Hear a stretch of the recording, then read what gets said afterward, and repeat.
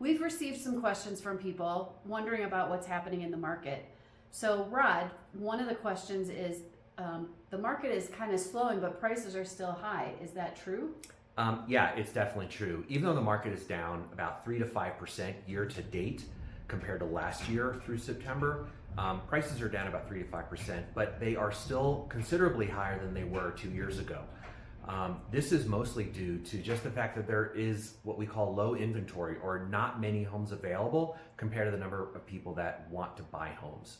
So the market's definitely slowing, but there's still higher prices. Okay. And we see a lot of new construction. Is that helping the market?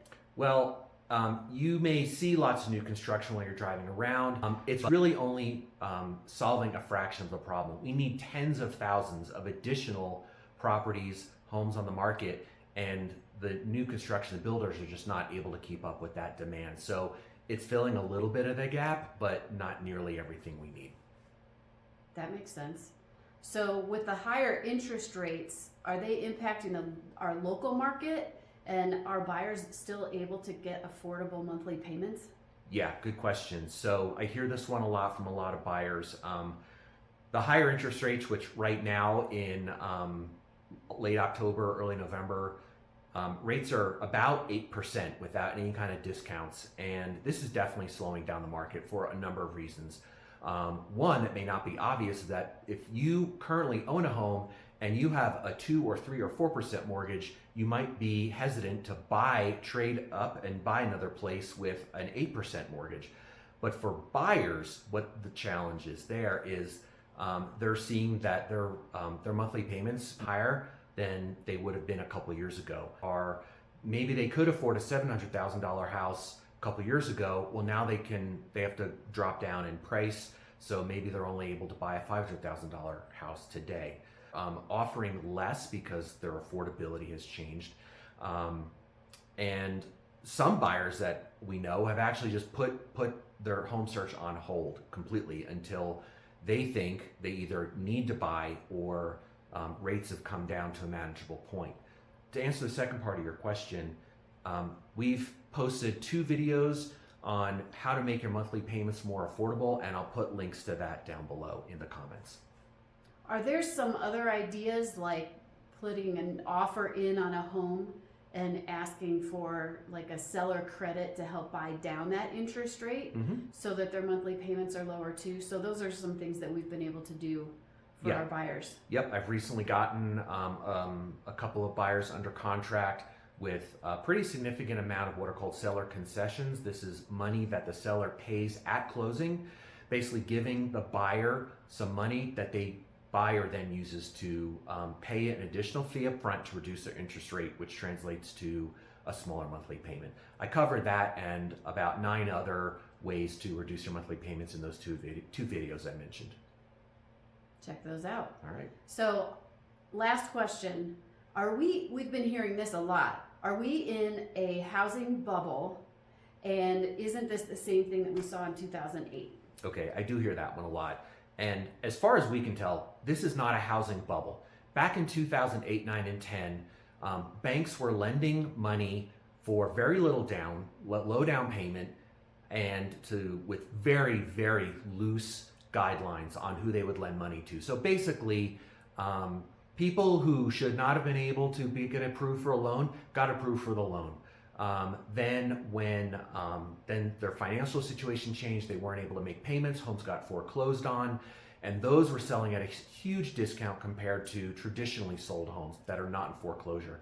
This dumped a lot of extra homes on the market at a low price, which caused prices to drop.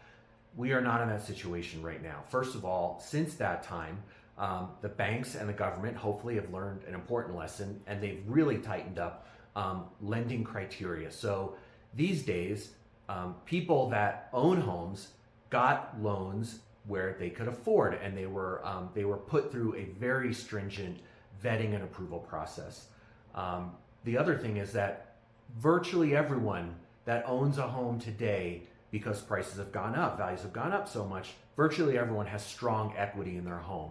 So if they had to sell, they would still be able to walk away, most likely with a profit. So the the other thing that's very different now is that, as I said before, we have very low inventory, very few homes on the market compared to the number of people that want to buy a home. So even with things slowing down, we're probably a half or maybe even a third of the available homes that people want to buy that are out there to buy. So demand is still high. Owners of homes still have a lot of equity in their home, and the loans that are being approved today are for highly qualified buyers. So to follow up with that, what I hear you saying is that it's not necessarily that the housing prices are going to come down considerably in the next 18 to 24 months.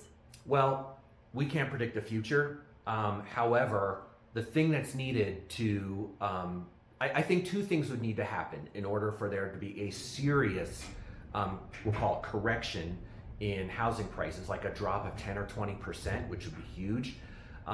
One would be some sort of severe national crisis, and I don't think there's anything like that on the horizon. The other would be a massive influx of available homes, alleviating this inventory problem.